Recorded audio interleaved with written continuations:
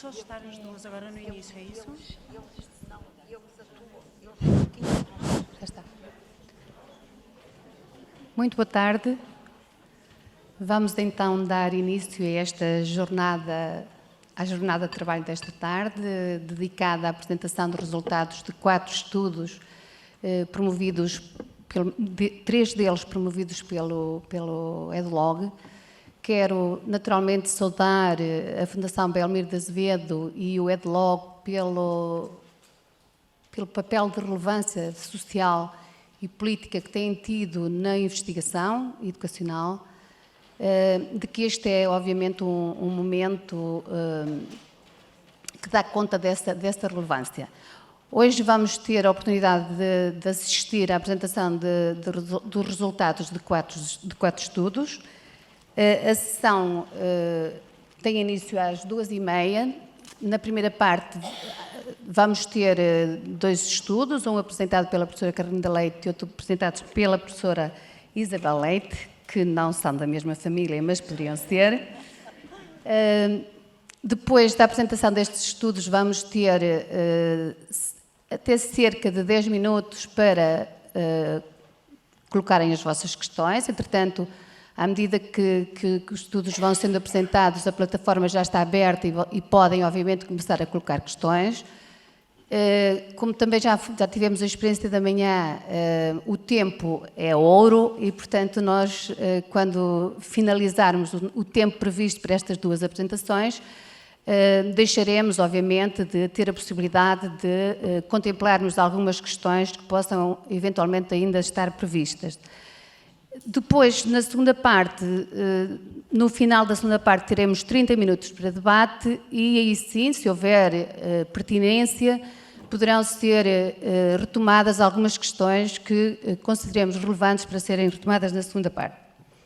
Bom, então, dito isto,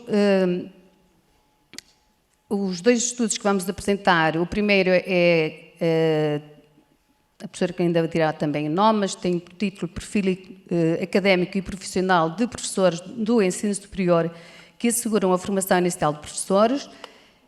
Como disse também, é um estudo que tem autoria, para além da professora Carlinda, da professora Fátima Sousa Pereira, mas quem o vai apresentar é a professora Carlinda e eu diria que a pessoa que tenho ao meu lado esquerdo dispensaria apresentações, mas eu não me vou dispensar de apresentar. A professora Carlinda é professora catedrática e emérita da FPCELP, Faculdade de Psicologia e de Ciências da Educação da Universidade do Porto, onde é atualmente presidente da Comissão Ética, é membro integrado do CIED, que já fez referência nesta manhã e que é o centro de investigação a que está associado também à organização deste evento, coordena uma comunidade prática de investigação que tem como foco questões do currículo, da avaliação, da formação de professores e das tecnologias digitais em educação.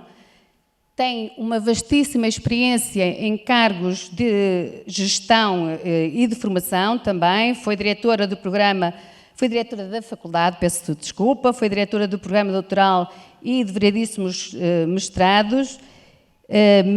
Foi vice-presidente da Comissão Pedagógica do Conselho Científico Pedagógico de Formação Contínua, avaliadora de projetos da Fundação para a Ciência e Tecnologia, integrou equipas de avaliação externa das escolas, foi, como todos com certeza saberão, avaliadora da Agência de Avaliação da Acreditação do Ensino Superior, coordenando variedíssimas comissões de avaliação de cursos de educação e de formação inicial de professores. Também fez, nesse âmbito, avaliações em outros países europeus e, atualmente, também, como pela manhã foi dito pelo Ministro da Educação, coordena, a convite do Ministro, o grupo do trabalho encarregue de apresentar propostas relativas à formação inicial de professores.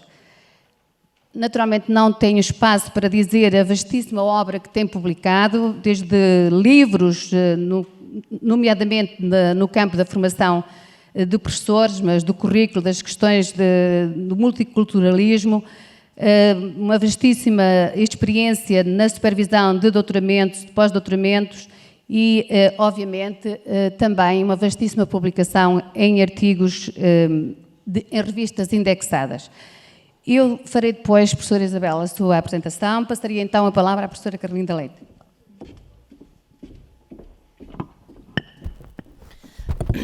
Bem, então, boa tarde, e o estudo que eu vou apresentar e que está,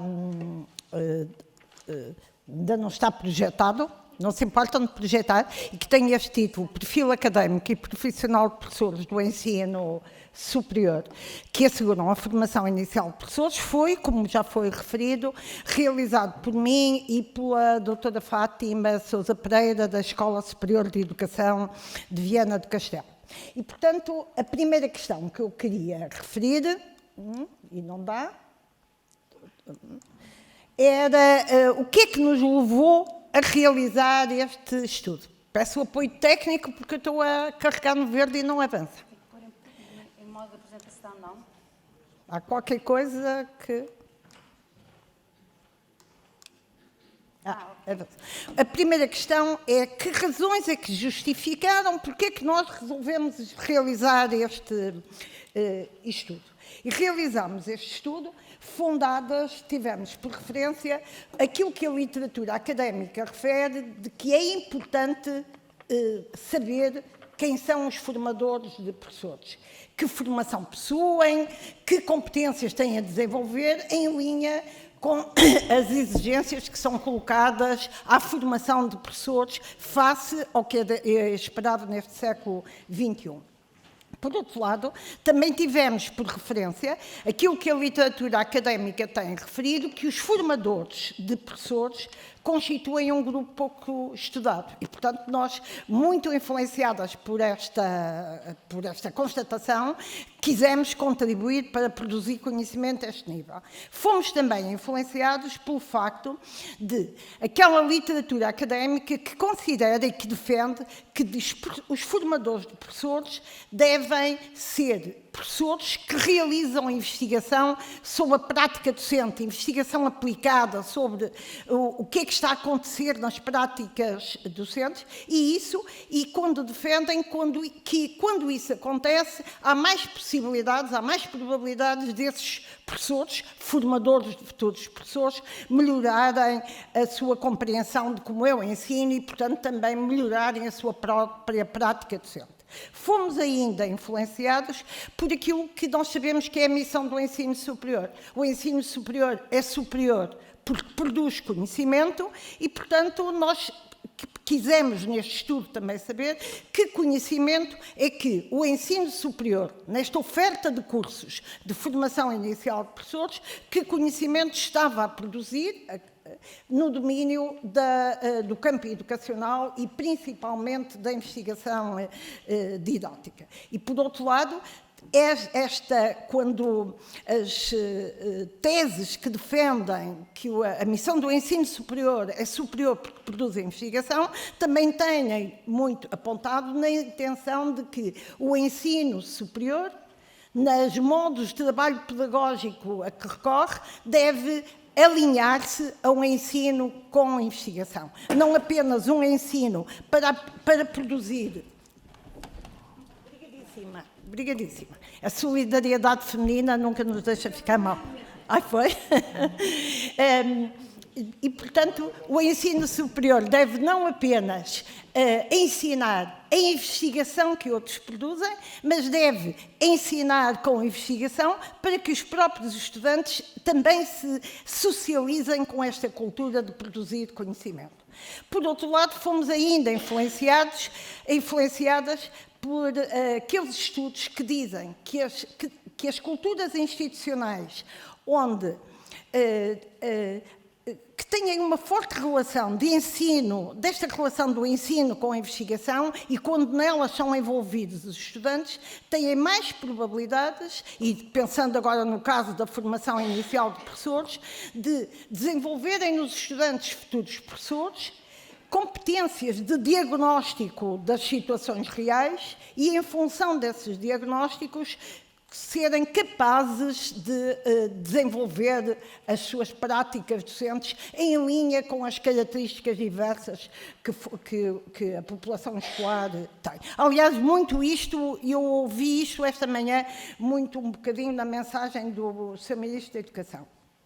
Em síntese, e só para não me alongar mais no que justificou o estudo, consideramos que a formação inicial de professores é importantíssima, e aliás o professor António Nóvoa referiu muito isto na conferência da manhã, deve socializar os estudantes, futuros professores, com a profissão que vão realizar, e com a profissão que vão realizar ela própria tem solicitações muito diversas, aquelas no domínio dos conhecimentos, na relação com os estudantes, na relação com as famílias, nos espaços culturais, etc, etc. E, portanto, a formação inicial dos professores deve proporcionar condições que promovam uma socialização muito profunda com a atividade docente. Aliás, o professor António Novo esta manhã não disse, mas há uma frase célebre dele que é trazer a profissão para dentro da formação.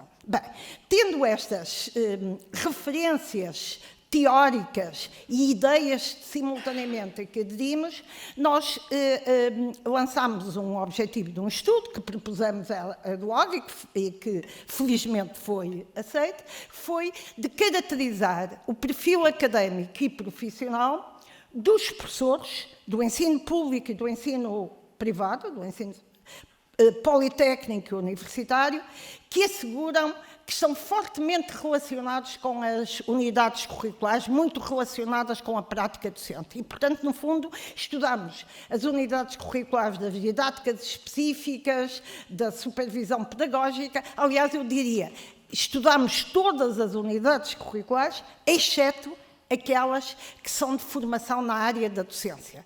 Não é?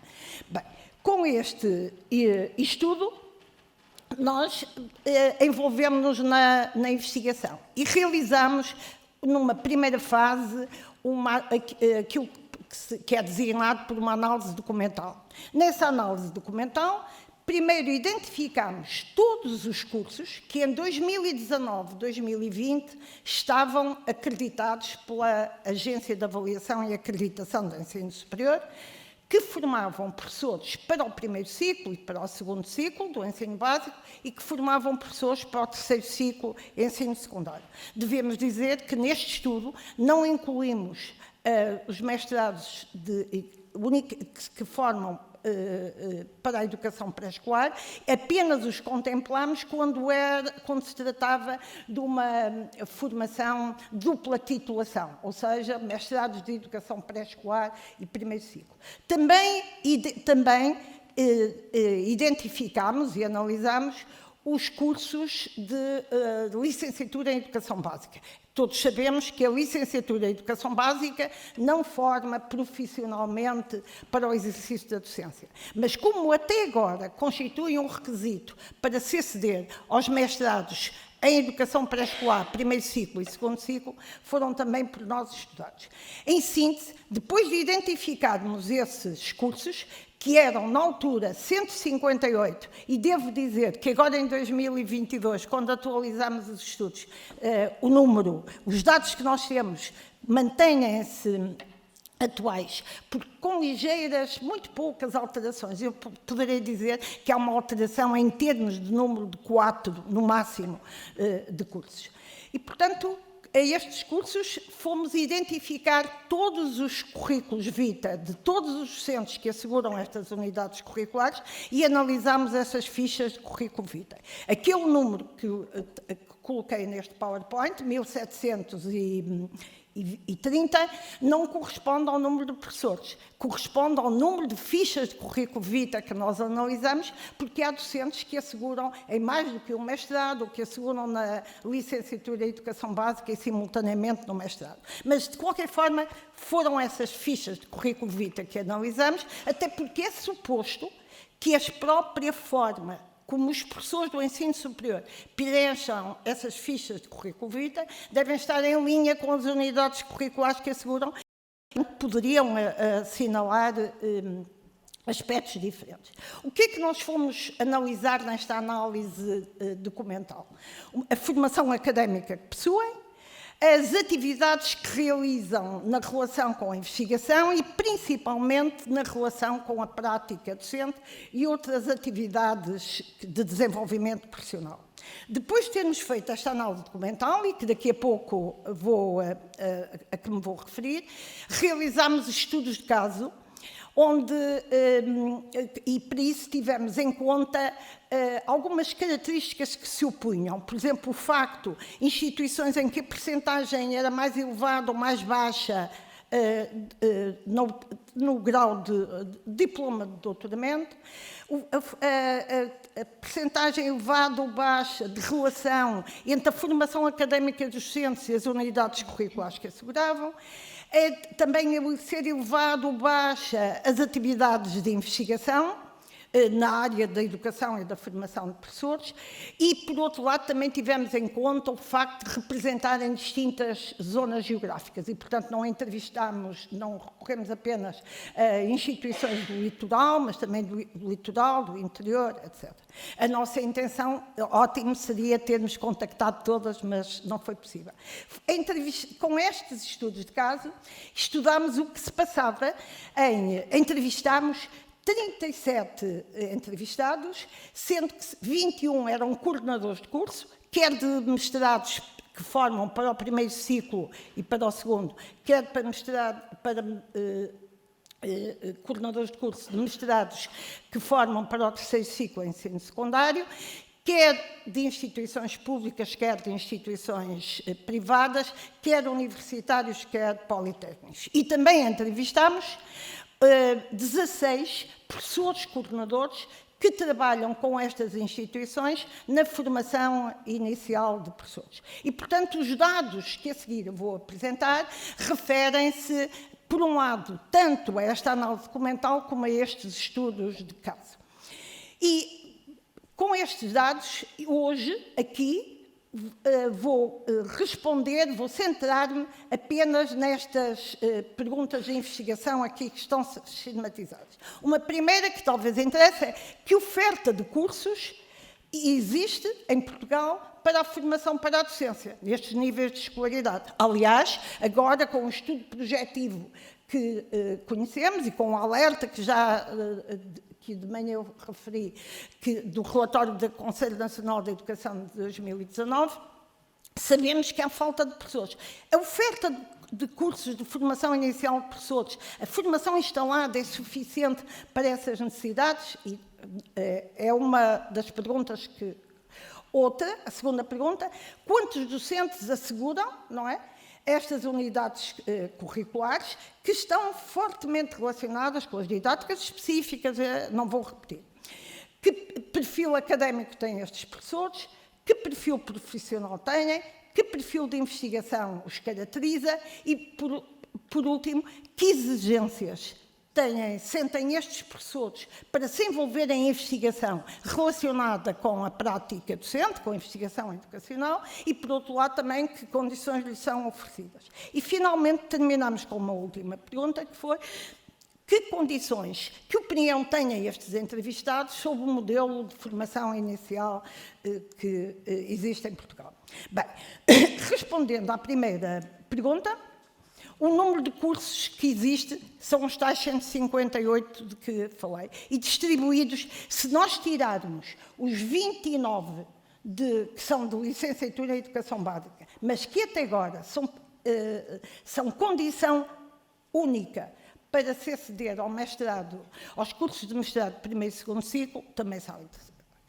Depois vemos que, portanto, de cursos de habilitação para a docência no terceiro ciclo em ensino secundário, até só ali temos há 65 cursos para o conjunto dos grupos de recrutamento do terceiro ciclo em ensino secundário. Eu devo dizer que neste estudo nos ficamos por aqui, mas no grupo de trabalho que agora achamos, nós estamos a cruzar as necessidades de docentes por grupo de recrutamento com a capacidade instalada. E temos de concluir que, de facto, a capacidade instalada de formação tem de ser ampliada, não é assim em todas as áreas disciplinares, mas em algumas, mas podemos deixar isso para o debate. O estudo diz respeito a estes 1.730 fichas de currículo vitae que estão distribuídos, como o slide aqui está a mostrar. Bem, respondendo à pergunta que perfil académico têm estes professores, como os próprios gráficos mostram, no ensino superior universitário, a maior parte dos docentes são doutorados. Diríamos mesmo, podemos mesmo concluir que no caso dos mestrados que formam para o terceiro ciclo ensino secundário, todos são doutorados, embora ali apareça uma franja muito pouca. Nas instituições de ensino do subsistema politécnico, tanto público como privado, a percentagem não é tão elevada, mas a verdade, como os próprios gráficos mostram, a maior parte é doutorado. Portanto, quase que poderíamos concluir que o perfil académico, ter um grau de doutor, não é um problema. Apesar disso, o que é que de facto pode ser problema? E, aliás, o vídeo desta manhã, onde acompanhámos as entrevistas feitas a coordenadores de curso, mostrou, é que uma percentagem muito significativa de docentes, em média 1/3, mas em alguns casos é muito superior a 1/3, eu diria mesmo, é metade, dos professores que asseguram unidades curriculares relacionadas com os estágios, com as didáticas específicas, com a avaliação das aprendizagens. De facto, a formação académica que têm não é do campo educacional e não está em linha com as unidades curriculares que asseguram. E isto acontece principalmente nas didáticas específicas, mas também acontece, e principalmente no caso dos professores que formam para o terceiro ciclo, ou pelo menos acontecia em 2019, 2020, para os mestrados que formam para o terceiro ciclo em ensino secundário, no acompanhamento dos estágios. Ou seja, daqui conclui-se que é importante investir em atividades de desenvolvimento profissional, nomeadamente relacionadas com a investigação aplicada, com a investigação didática, que contribua para que quem não tem a formação académica nesta linha, mas que, por outro lado, pode ter até a experiência, que também se possa desenvolver do ponto de vista profissional nesta questão. Outra questão que nos interessa era também se estes professores têm uma relação instável com as instituições, como é que isto se passa, que perfil profissional possuem. E como os gráficos mostram, a maior parte dos professores, dos dois subsistemas, tem uma relação em regime, ou pelo menos no documento, tem uma relação em regime de tempo integral, não é?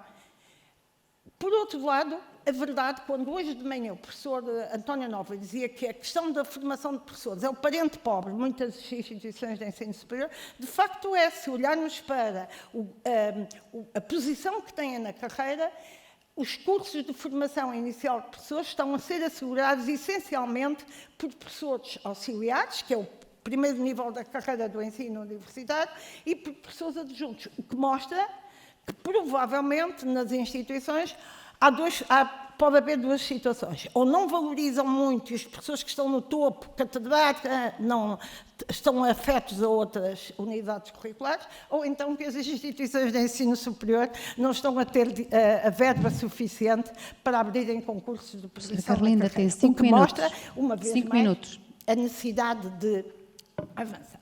Que perfil de investigação têm estes professores? E isto, repito, precisamente por aquelas referências que enunciei logo no princípio, que nos orientaram de que é muito importante que os professores que asseguram unidades curriculares muito relacionadas com a prática docente tenham um perfil de investigação muito em linha com esta investigação didática, investigação aplicada.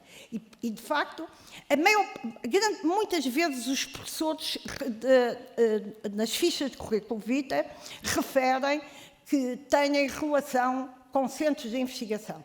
No entanto, porque a própria fica sempre por esclarecer que tipo de relação é que têm com estes centros de investigação, porque quando cruzamos com outro dado, com outro indicador, com a pertença a projetos de investigação, vemos que eles não são enunciados. Isto também nos leva a recomendar que a própria agência de avaliação da 3AS deveria cuidar as fichas de currículo vitae que os docentes, acreditando que quando cada um de nós preenche uma ficha de currículo vitae, também lhe serve para fazer um diagnóstico da situação e, portanto, tomar decisões face às suas próprias atividades de desenvolvimento profissional.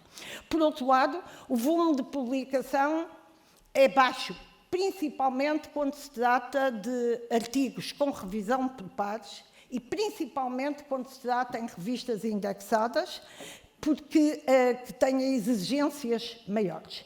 Esta informação, por um lado, pode dar-nos dois dados. Diz-nos que, provavelmente, estes professores, quando sistematizam o conhecimento, ou os que o fazem, não consideram que o conhecimento seja tão relevante que mereça ou que seja aceite por estas revistas, ou, por outro lado, que estas revistas não estejam a valorizar muito esta investigação prática e educacional. E por isso é que todos os que estão aqui convidados, a professora Jing Gu é editora de uma revista que se esforça imenso por ter esta investigação aplicada e, segundo ela nos propõe, é que todos propõe-se a realizar um número especial desta revista, Teachers and Teaching, Theories and Practices, e onde se possa submeter, evidentemente, o artigo será publicado se cumprir os critérios da revista. Quando nos estudos de caso, voltando ao que estava a dizer, quando nos estudos de caso tentamos compreender porque é que esta baixa relação com a investigação, o que nos dizem os professores é a falta de tempo, a amplitude de tarefas e a grande dificuldade para que haja tempo para o envolvimento em investigação capaz de ser publicada. Apesar disso, e centrando-me nas exigências, apesar disso, quando nós tentamos saber, mas as instituições não estão a sofrer alguma exigência para haver uma relação entre a investigação e as unidades curriculares que asseguram, têm algumas condições que são oferecidas. Há quem considere que não existem condições para realizar a investigação, não é? Tirando o facto de alguns dos projetos que são financiados, mas que nós sabemos que a FCT não é bem este estilo de investigação que está a privilegiar. E uma das professoras disse mesmo, tenho de preparar aulas, avaliar trabalhos, acompanhar trabalhos de estudantes, assegurar a gestão de cargos que me foram atribuídos, contactar escolas e professores cooperantes, etc, etc. Pergunto, que tempo me fica disponível para realizar as investigações? O que, uma vez mais, mostra que as instituições de ensino superior, se quiserem cumprir também o critério que eu enunciei ao princípio, também têm de investir a este nível. Mas, por outro lado, também há quem diga que as exigências que são feitas decorrentes da pertença a centros de investigação acaba por empurrar para algum envolvimento e encontrar tempo onde ele não existe. E, por outro lado, a própria avaliação da A3AS, quando estabelece esta relação entre o perfil dos docentes e as unidades curriculares também faz isso. E há que reconhecer que, de facto, muitos dos casos dos professores do ensino superior o fazem retirando o tempo a que teriam direito de algum lazer, de dormir pelo menos 7 horas à noite e de ter algum fim de semana livre. E há docentes que já são professores há muito tempo e que realizam pós-docs no âmbito das didáticas só porque sentem que isso é uma falha. Em síntese, o que é que nós podemos concluir e isto porque nos últimos tempos temos ouvido muito isto, é necessário assegurar diplomados para ingresso, e em alguns casos imediato, no sistema de ensino, mas é evidente que tem de ser assegurado com uma formação de qualidade. E tentando acelerar, porque eu acho que tenho para aí 2 minutos ou 1 minuto, tentando ver. Mas então este modelo de formação inicial, como nós sabemos, o processo de Bolonha criou na formação inicial de professores um modelo que nós seguimos, com exceção da formação de professores de educação física, e, portanto, quando perguntámos aos professores coordenadores que condições existem, 14 coordenadores daqueles tais 21 nos disseram que sim, que oferecia. 5 consideraram em parte e 2 consideraram. E quando nos consideraram que não, é por terem considerado que o tempo de socialização com a profissão, ou seja, o tempo de estágio, que é curto.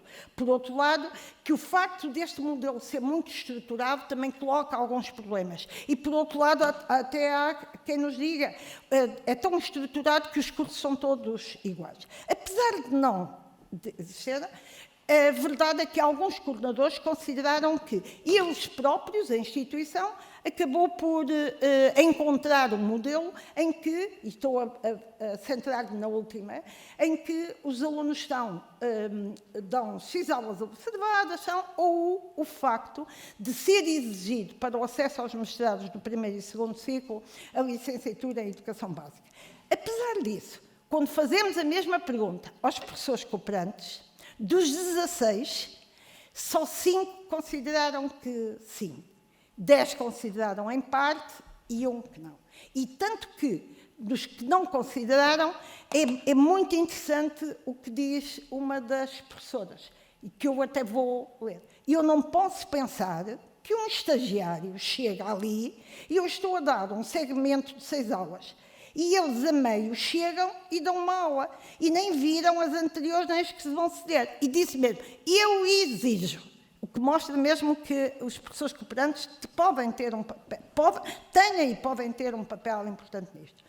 E, por outro lado, o que quando dizem é que não estão o tempo necessário. Mas, por outro lado, também há os professores cooperantes que consideram que sim, que têm condições, e porque trabalham com instituições em que há primeiro uma preparação prévia antes de chegar às escolas. Mas, em síntese, e para terminar, a verdade é que a questão da socialização da profissão e do contacto com a profissão é importante. Em síntese, para terminar, 30 segundos, há que reconhecer isto que o professor António Nova já disse esta manhã, é importante e, por isso, é ela afetar docentes com conhecimento educacional. É importantíssimo delinear estratégias institucionais que permitam e que promovam o envolvimento dos estudantes futuros professores com a investigação sobre as situações reais, porque isso os socializa a fazer diagnósticos rigorosos e depois, enquanto futuros professores,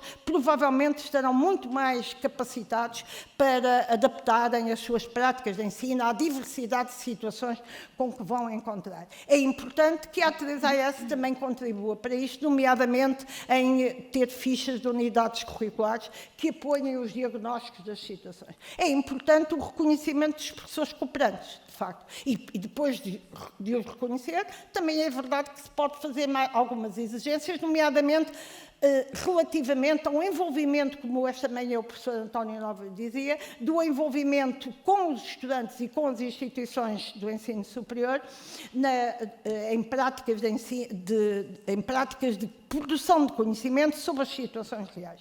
As unidades curriculares de didáticas específicas e de supervisão, evidentemente que têm de ser atribuídas a professores ou que tenham esse perfil, ou se não o tenhem, que nele invistam.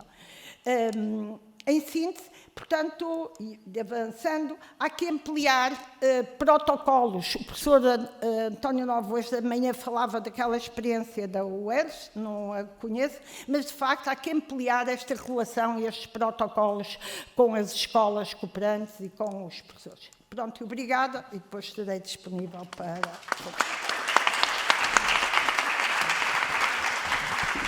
Obrigada, professora Carlinda. É muito, muito difícil estar aqui neste papel de controladora do tempo, mas na verdade temos de ser rigorosos o melhor que pudermos. De qualquer modo, fez um bom esforço. Professora Isabel Leite, é agora a sua vez de apresentar o seu estudo. É um estudo que tem como foco a preparação dos futuros professores para o ensino da leitura e da escrita. E a professora Isabel Leite, que tive o prazer de conhecer pessoalmente hoje, é professora auxiliar do Departamento de Psicologia da Universidade de Évora, é membro do Conselho Consultivo do EDLOG, do Think Tank para a Educação da Fundação Belmiro de Azevedo, exerceu como independente as funções de Secretária de Estado do Ensino Básico e Secundário no 19º Governo Constitucional, trabalhando áreas relacionadas com o currículo, a avaliação nas diferentes vias de ensino. Em 2009, 2010, constituiu um grupo de trabalho responsável pelo estudo psicolinguístico. Fez parte, é tal e qual como está aqui. Fez parte do grupo de trabalho responsável pelo estudo psicolinguístico para o estabelecimento de níveis de referência na aprendizagem da leitura e da escrita, do 1º ao 6º ano de escolaridade, realizando no âmbito do programa de acompanhamento e de monitorização, ou realizado, melhor dizendo, no âmbito do programa de acompanhamento e de monitorização do Plano Nacional de Leitura. Os seus interesses de investigação recaem sobre as habilidades de leitura e de escrita e os processos mentais envolvidos nas etapas iniciais da sua aprendizagem. É consultora da plataforma Ler, Leitura, Escrita e Recursos, uma iniciativa do Plano Nacional de Leitura 2027 e do EDLOG. Professora Isabel Leite, faça o favor.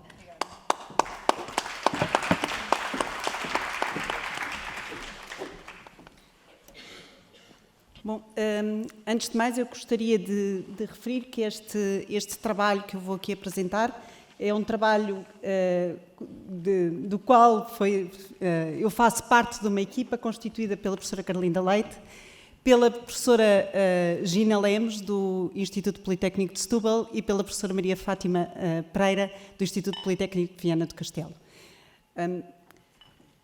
Neste estudo, um breve esquema da apresentação, e eu vou falar assim de forma muito breve e muito geral sobre a questão da formação de professores e para justificar precisamente este olhar sobre como estão a ser preparados os futuros professores para o ensino da leitura e da escrita, e depois falar-vos um pouco dos elementos-chave que esta preparação deveria assumir. Quando eu digo elementos-chave e quando digo que deveria assumir, é obviamente com base na revisão de literatura e aquilo que essa literatura feita, essa investigação que tem sido feita sobre a aprendizagem da leitura e da escrita mostra como componentes absolutamente cruciais no ensino e, portanto, que naturalmente têm que ser contemplados na preparação dos futuros professores. Depois vou então entrar no que diz respeito ao estudo propriamente dito e, finalmente, as recomendações. Bom, e sobre a formação de professores, apenas uma muito breve introdução, que eu há pouco de manhã também já aqui referi. Como todos nós sabemos, o efeito da variável professor no desempenho dos alunos é um efeito bastante significativo. Teremos mais daqui a pouco o Pedro Freitas a falar-nos disto mesmo. E mais ainda que o efeito cumulativo de bons professores, de uma sucessão de bons professores, é particularmente poderoso. E, portanto, para termos estes bons professores, certamente que a formação inicial é o primeiro passo neste processo. Obviamente que não é o único. Ao longo de toda a carreira existirão vários momentos, quer de seleção, quer de próprio afinamento dessa formação de professores, mas, por certo, é na formação inicial que tudo se começa a jogar. E a importância da formação inicial para elevar a qualidade do ensino está amplamente reconhecida em inúmeros documentos, quer nas orientações da União Europeia, em vários relatórios de organismos internacionais, como a OCDE, a Unesco, o Banco Mundial, nos vários relatórios que têm sido produzidos pelo Conselho Nacional de Educação, em estudos de análise comparativa dos sistemas educativos com melhores desempenhos e que claramente nos mostram um enfoque que têm e a preocupação que têm por conferir uma formação inicial altamente exigente, que permite aos professores adquirirem, aos futuros professores adquirirem níveis muito aprofundados de competências científicas e pedagógicas, e, finalmente, até na própria evolução dos diplomas legislativos que têm norteado a formação de professores e que nos dão conta, precisamente, da preocupação em melhorar essa formação de forma continuada. O tema da formação de professores é particularmente premente nesta altura, quando nós falamos e quando tem vindo a lume a ideia de que, a breve trecho, a médio prazo, teremos uma acentuada redução do corpo docente, essencialmente por aposentação, e quando temos um outro fator extremamente importante, e ele próprio também preocupante, a baixa atratividade da profissão docente, que limita muito o universo de candidatos. Há vários trabalhos, relatórios que nos mostram isto, a quebra, por um lado, aqueles que nos mostram a quebra da procura dos cursos de formação de professores e, por outro lado, o próprio inquérito PISA, por exemplo, quando aos 15 anos pergunta aos alunos quais são aqueles que poderiam colocar por hipótese virem a ser professores, aquilo que nós observamos é que normalmente são os alunos que têm os níveis mais baixos de literacia, aqueles que colocam essa possibilidade, e os dados da DGEC mostram também isso. Nos últimos anos, os alunos que têm ingressado nestes cursos de formação de professores são alunos com fracos desempenhos em várias disciplinas, nomeadamente no português. E por isso mesmo, a preparação inicial tem um papel absolutamente central. Ora, o que é que a literatura nos mostra que é fundamental garantir para que essa preparação dos futuros professores para o ensino da leitura e da escrita contemple para os preparar bem e porquê falarmos na preparação para o ensino da leitura e da escrita? Bom, em primeiro lugar, o enfoque, obviamente, na leitura e na escrita justifica-se pelo papel crucial que todos nós sabemos que a leitura e a escrita têm no percurso escolar. É a competência, se calhar, a habilidade mais instrumental que o aluno vai ter e, portanto, diria que a primeira missão da escola é ensinar rapidamente os alunos a lerem e a escreverem. Em segundo lugar, obviamente, pelo elevado custo pessoal, social, económico e cultural que os baixos níveis de literacia têm para toda a sociedade. Como é que estão a ler os nossos alunos portugueses? Bom, nós temos tido, desde a nossa primeira participação no PISA, em 2000, os nossos resultados mostram uma progressão bastante consistente ao longo do tempo. Esta é uma excelente notícia, portanto, eu não gosto nada de começar sempre por falar apenas de coisas más. Há que reconhecer que houve um progresso muito considerável. Em 2015, inclusivamente, tivemos uma diferença significativa ao conjunto dos países da OCDE, à média dos resultados dos países da OCDE, e aqui no gráfico da direita vemos também, nestas faixas mais nítidas, que a proporção de alunos com melhores desempenhos também tem vindo progressivamente a aumentar. E, portanto, porquê esta preocupação? Porque ainda assim nós continuamos a ter cerca de 20% dos alunos com desempenhos muito fracos em leitura. E esses fracos desempenhos na leitura condicionam também o seu percurso escolar. Esses 20%, 1 em cada 5, são alunos que aos 15 anos têm um desempenho na leitura abaixo do nível 2 no PISA, e são também 20% quando olhamos para os resultados do PIRLS, que é um teste também de compreensão da leitura, aplicado aos 9, 10 anos. Portanto, ao longo de todo o ciclo básico, nós temos tido uma percentagem bastante equivalente. É um resultado do nosso país, também que se encontra nos dados de outros países. Mas temos um efeito muito considerável do estatuto socioeconómico da família de origem dos países, dos nossos alunos, onde claramente o efeito deste estatuto é muito maior, é mais significativo no desempenho dos nossos alunos do que aquilo que se encontra na média de outros países. E eu vou avançar mais rápido para não tirar muito tempo. Então, quais são os elementos fundamentais? E porquê olharmos e garantirmos que estes elementos têm que estar assegurados na preparação dos futuros professores? Porque precisamente são o conjunto de conhecimentos e de competências que a literatura tem mostrado que quando os professores os dominam, há um resultado, há um efeito direto no ritmo da aprendizagem, no sucesso da aprendizagem e na redução desta percentagem de dificuldades escolares. Em primeiro lugar, um desses fatores tem a ver com o conhecimento disciplinar e científico. E este conhecimento disciplinar e científico eu dividi-o aqui em dois grandes blocos. Por um lado, o conhecimento acerca da estrutura da linguagem e o conhecimento da própria língua. Portanto, o conhecimento explícito da língua nas suas diferentes dimensões, fonética, fonologia, morfologia, semântica, sintaxe, estrutura do discurso ou do texto. E o conhecimento de como o nosso sistema de escrita representa a fala, a linguagem, e quais são as características da nossa ortografia. Este conhecimento está claramente demonstrado como sendo um conhecimento indispensável para o professor ser capaz de explicar bem e selecionar bem os exercícios, os materiais, as palavras, os textos que vai apresentar aos seus alunos para os ensinar a ler e a escrever. É também um conhecimento absolutamente central para o professor entender as dificuldades que os alunos demonstram e ser capaz de interpretar o desempenho dos alunos. Um segundo domínio de competências absolutamente crucial é os professores saberem quais são os componentes psicolinguísticos que estão envolvidos no ensino e na aprendizagem da leitura.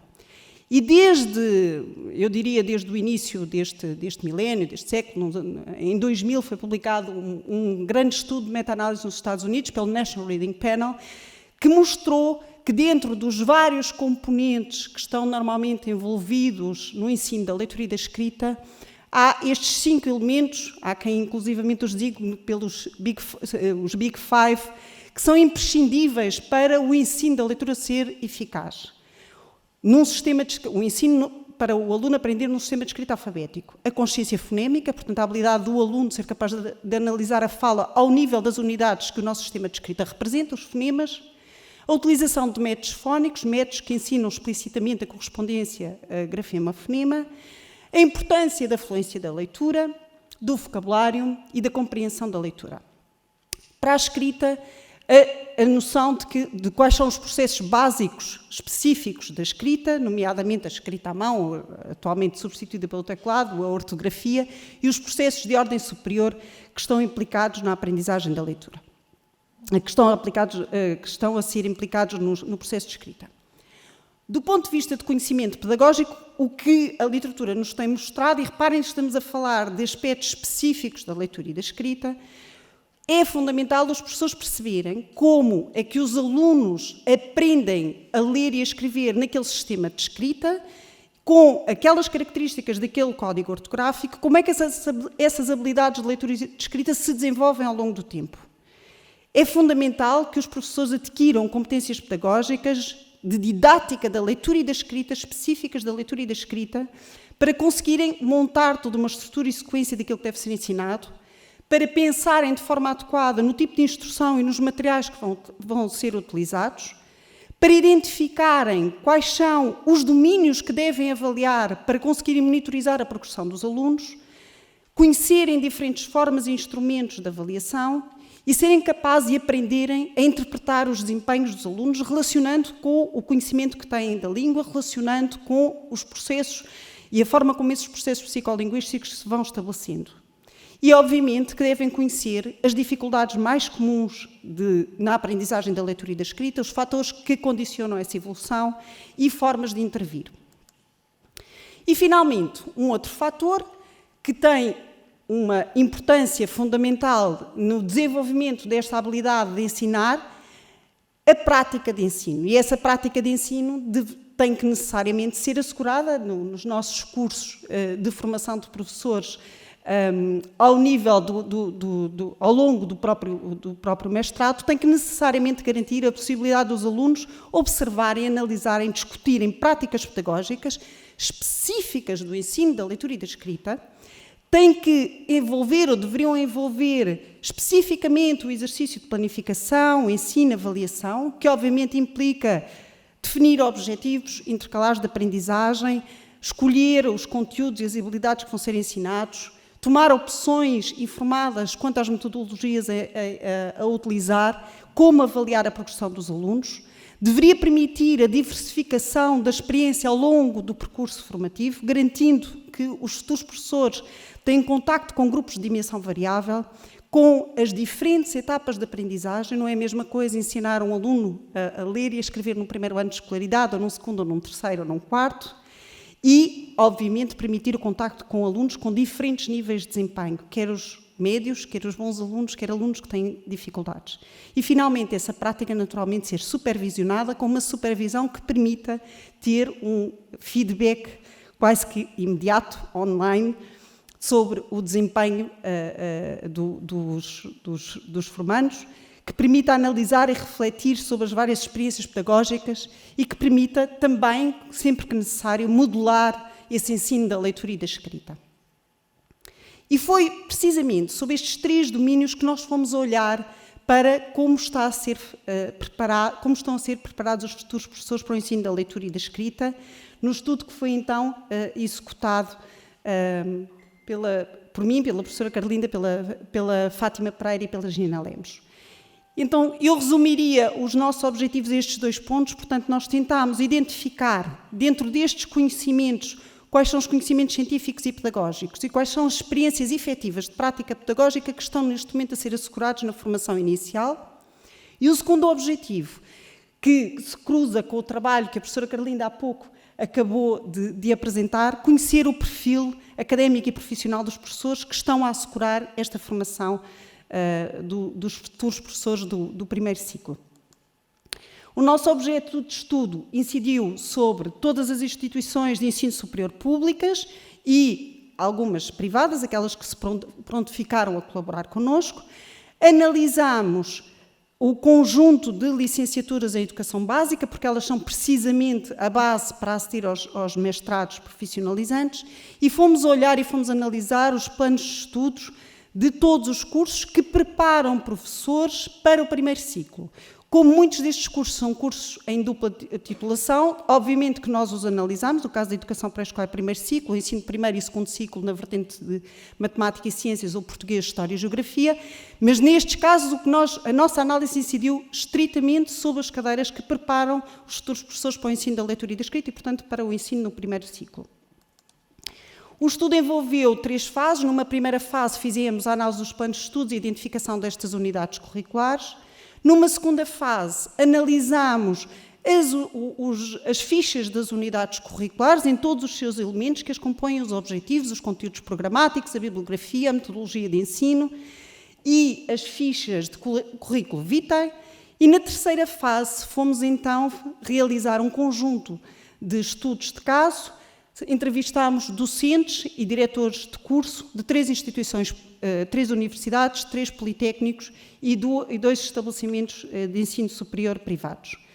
As unidades curriculares que analisámos foram unidades curriculares das várias componentes, portanto, na formação na área de docência, aquelas que estão estritamente ligadas com o ensino do português.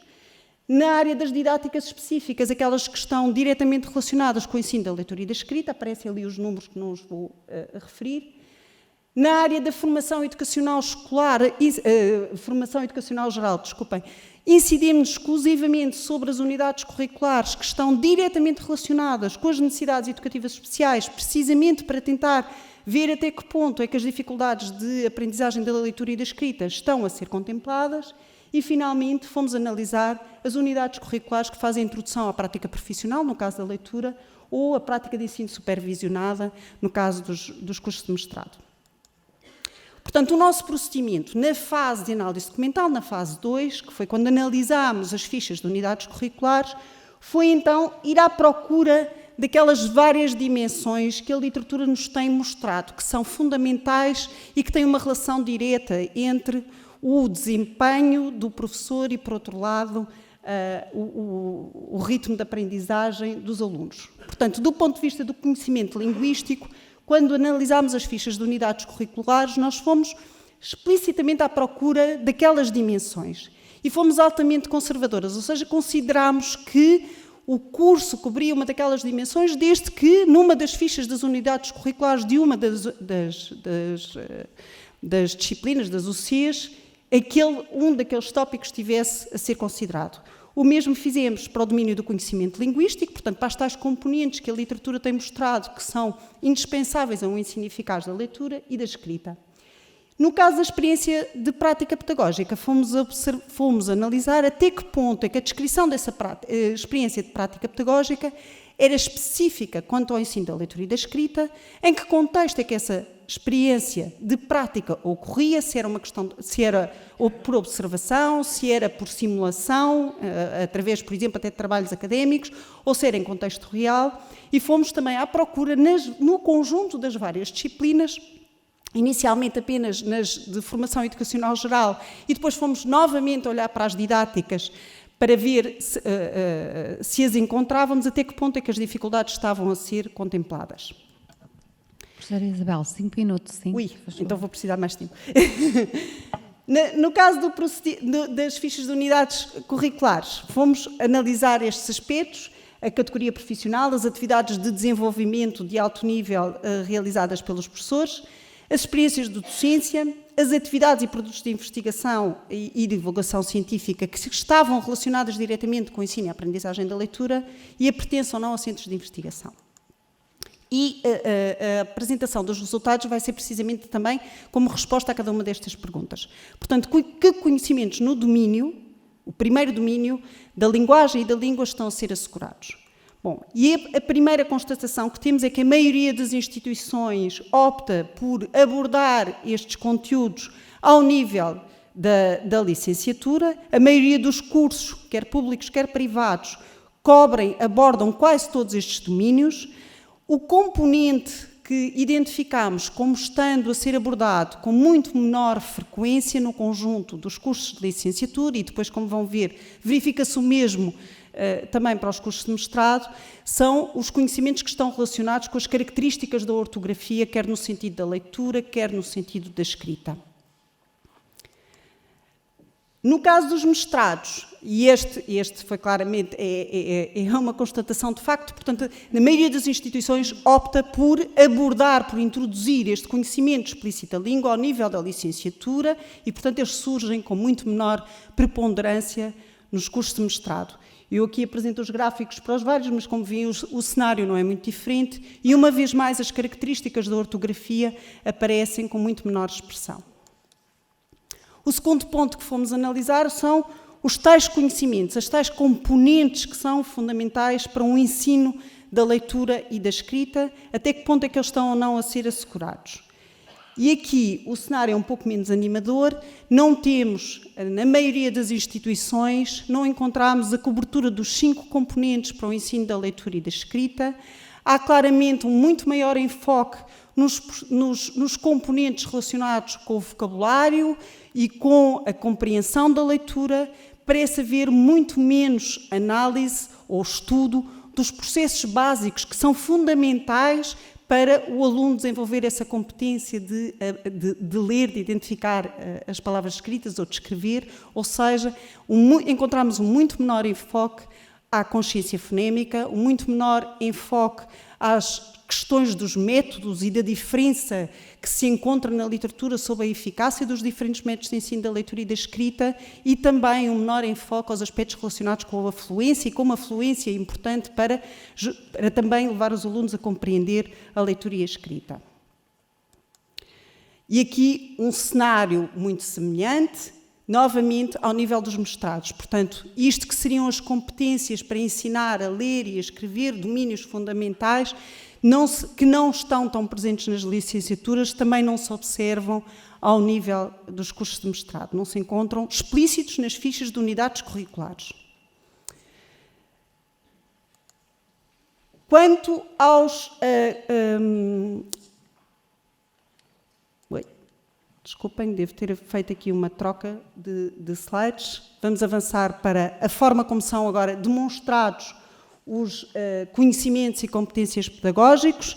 Aqui, aquilo que e este nosso trabalho seguiu muito o trabalho do National Council on Teacher Quality dos Estados Unidos, de que a professora Kate Walsh amanhã nos vai falar, e uma das coisas que encontramos muito contrastante é que nas fichas de unidades curriculares, os campos para descrever a forma como os conhecimentos em que os alunos vão ser avaliados e que eles têm que demonstrar, as competências pedagógicas, no caso das nossas fichas de unidades curriculares, elas não o permitem, o campo é demasiado estrito.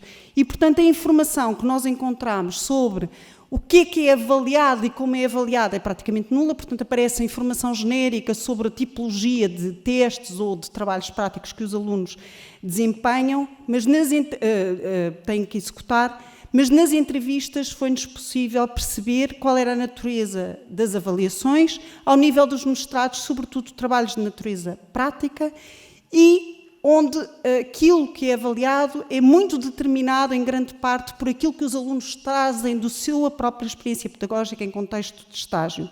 Tem a ver com avaliação da planificação de sequências didáticas, análise, produção de materiais para aplicação em contextos, discussão de situações vividas no próprio contexto de estágio. Portanto, de alguma maneira, esta avaliação, pelo menos ao nível dos cursos de mestrado, parece estar muito dependente daquilo que o aluno traz da sua própria experiência. Que referências bibliográficas é que encontramos neste conjunto de unidades, sobretudo na formação na área de docência e das didáticas específicas? Sobretudo, publicações, brochuras do Ministério da Educação, as brochuras publicadas, nomeadamente, no âmbito do Programa Nacional do Ensino Português, livros e autores nacionais. Encontramos menos referências a artigos científicos com revisão por pares, relacionados com o foco do estudo, o ensino-aprendizagem da leitura e da escrita. Os que encontramos aparecem, sobretudo, nas bibliografias das unidades curriculares dos cursos de mestrado.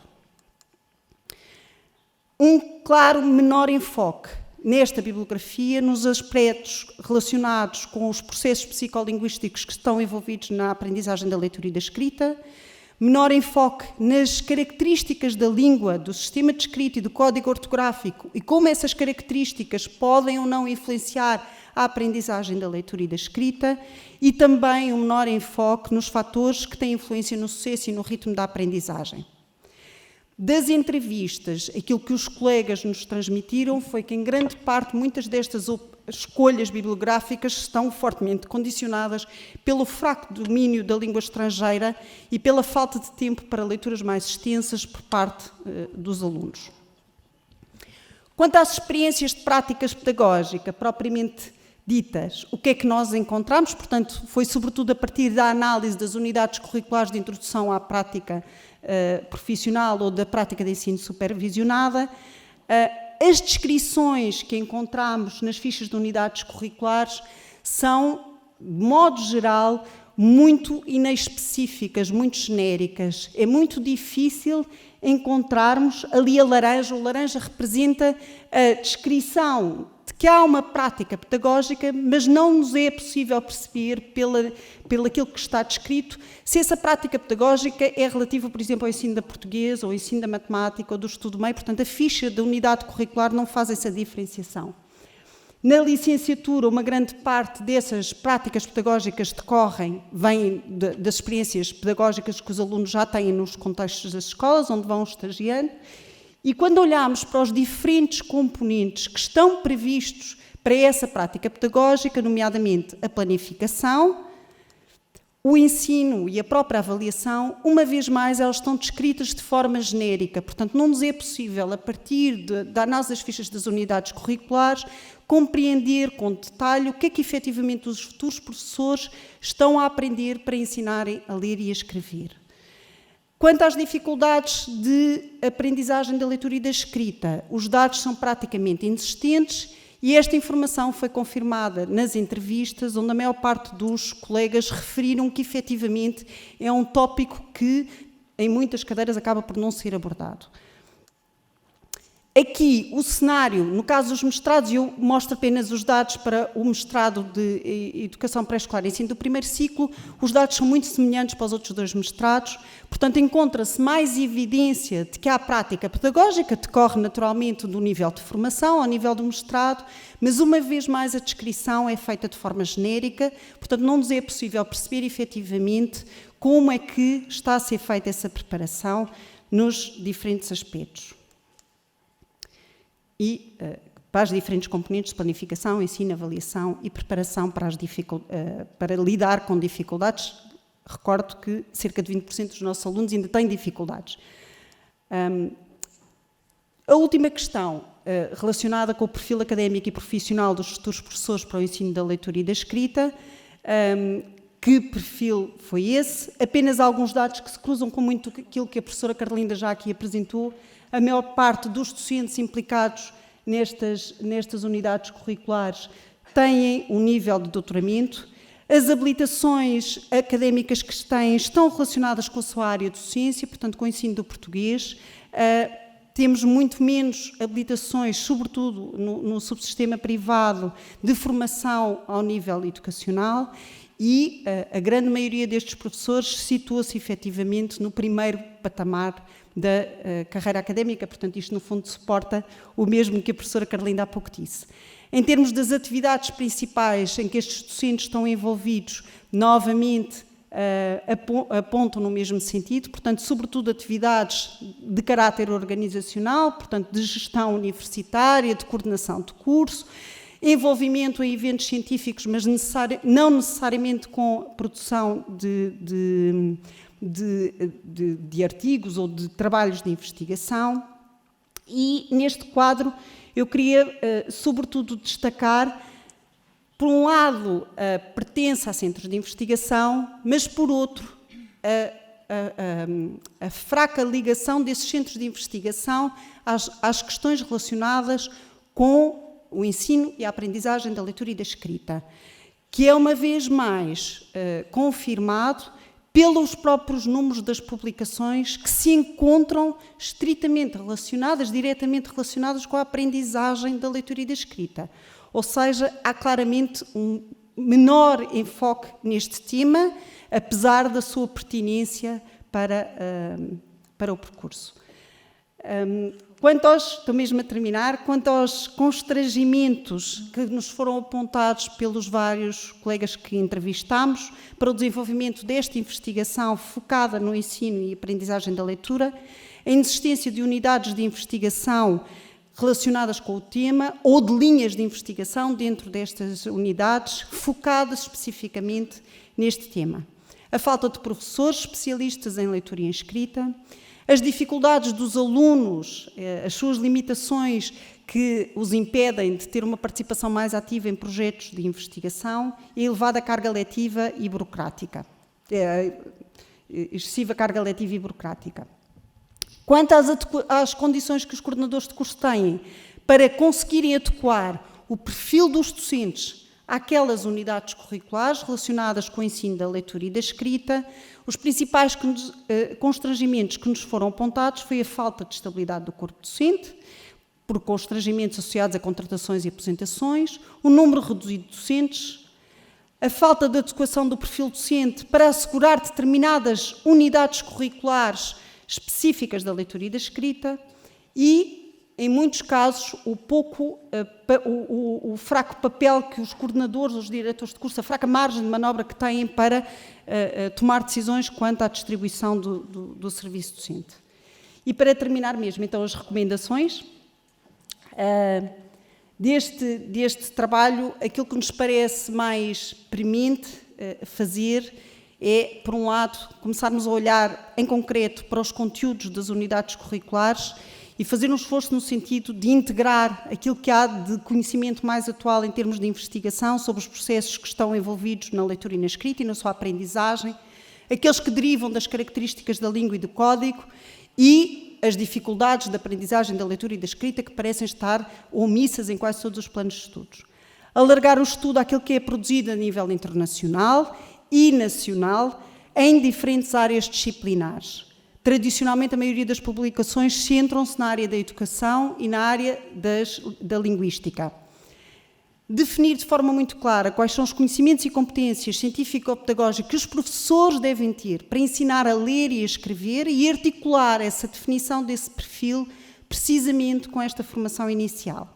E definir de forma clara quais são as experiências de prática pedagógica que são indispensáveis para a formação, para o ensino da leitura e da escrita. Há um aspecto que, neste tempo limitado, que eu não sublinhei, mas gostaria de sublinhar. A maioria dos alunos conclui o seu mestrado sem terem necessariamente contacto com todos os anos de escolaridade. Isto foi algo que surgiu quando olhámos para as fichas de unidades curriculares e é algo que foi confirmado pelas próprias entrevistas e que nos parece que é um aspecto particularmente relevante. Finalmente, a promoção do envolvimento dos docentes em projetos interdisciplinares de investigação sobre a aprendizagem da leitura e da escrita, que é absolutamente crucial, a divulgação desse mesmo conhecimento naquilo que são as revistas reconhecidas no meio mais académico, com maior nível de exigência, e criar nas fichas de currículo uma área que permitam, campos que permitam claramente fazer a identificação de quais são os docentes com mais produção científica ou com melhor perfil de profissional e académico para a sua adequação às disciplinas que têm esta preparação. E assim termino. Obrigada a todos.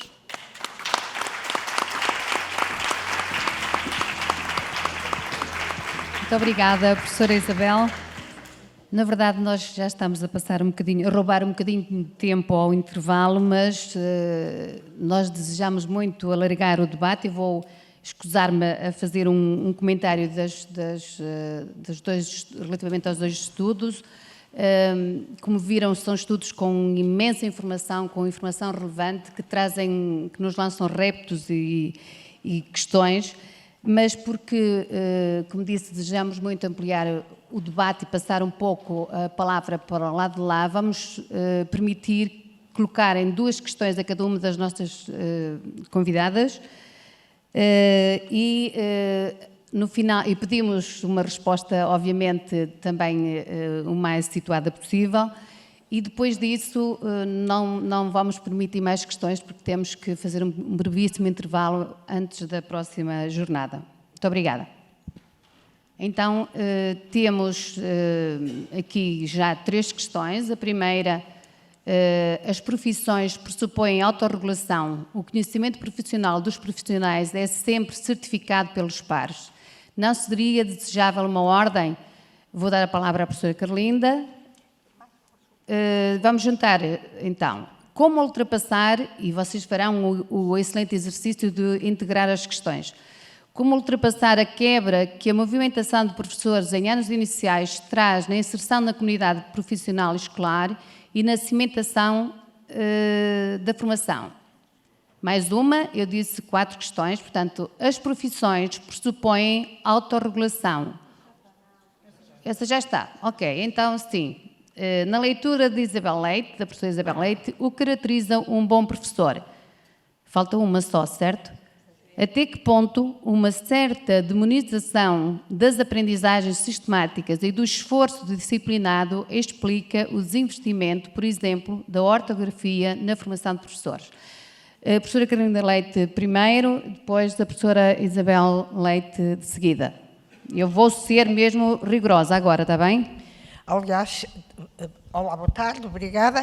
Aliás, a primeira pergunta, eu não sou mesmo a pessoa mais indicada para responder quando perguntam não seria desejável uma ordem. As minhas características são mesmo muito de educadora, sou muito otimista, continuo a ser muito otimista pedagógica, aquilo que às vezes é mal interpretado, e portanto ainda acredito e continuo a acreditar com o conhecimento que tenho e com o trabalho que tenho com as escolas e com muitos dos colegas, que de facto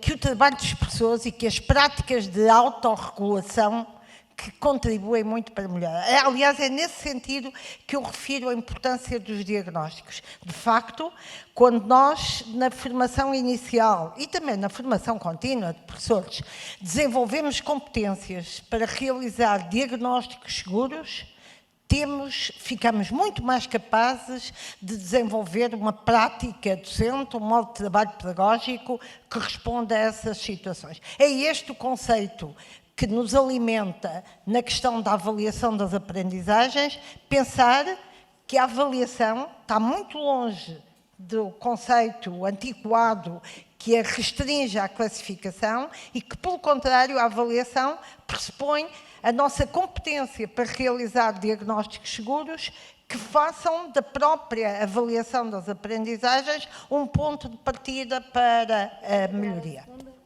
A segunda tem a ver com a quebra, como ultrapassar a quebra que a movimentação de professores... Sim.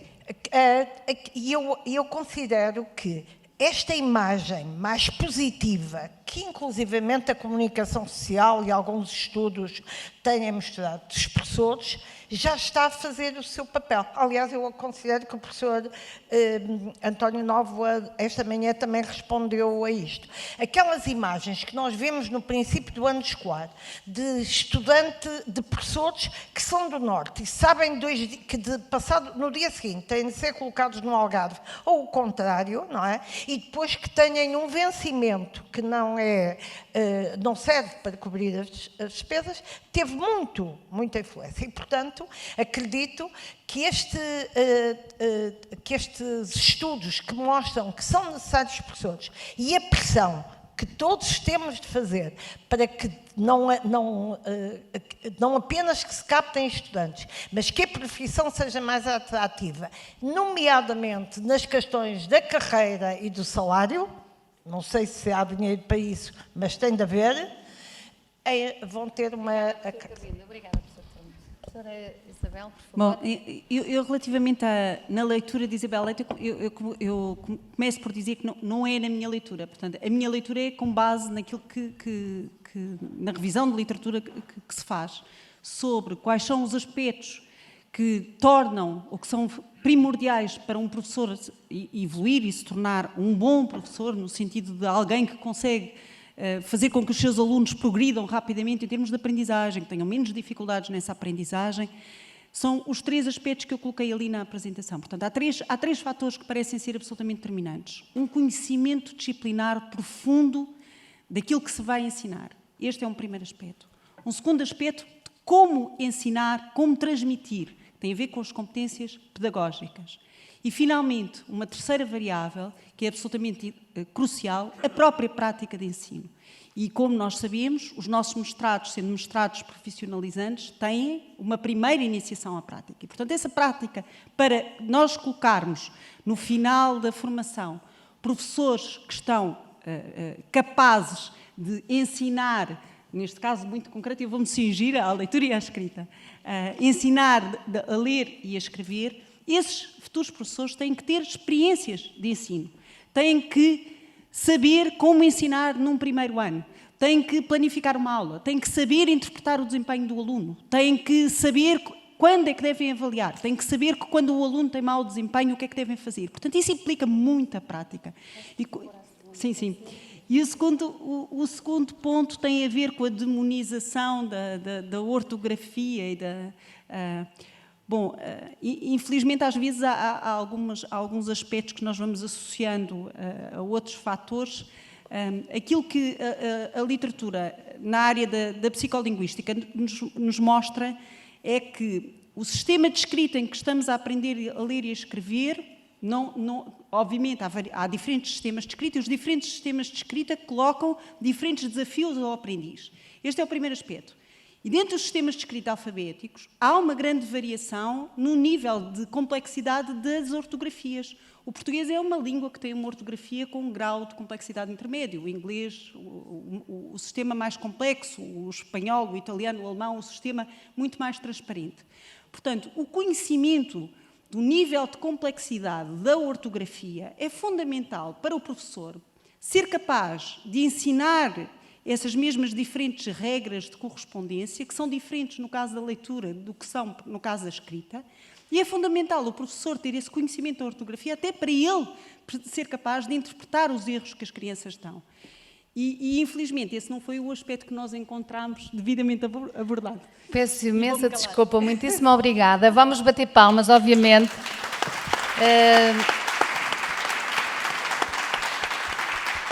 Dizer que o debate não termina aqui, vamos ter 10 minutos de intervalo para respirar, mas vamos continuar a seguir. Se houver questões que mereçam ser voltadas a ser colocadas relativamente a estes 2 estudos na parte final, voltaremos a elas. Muitíssimo obrigada e até já. Desculpem esta pressão, isto é muito...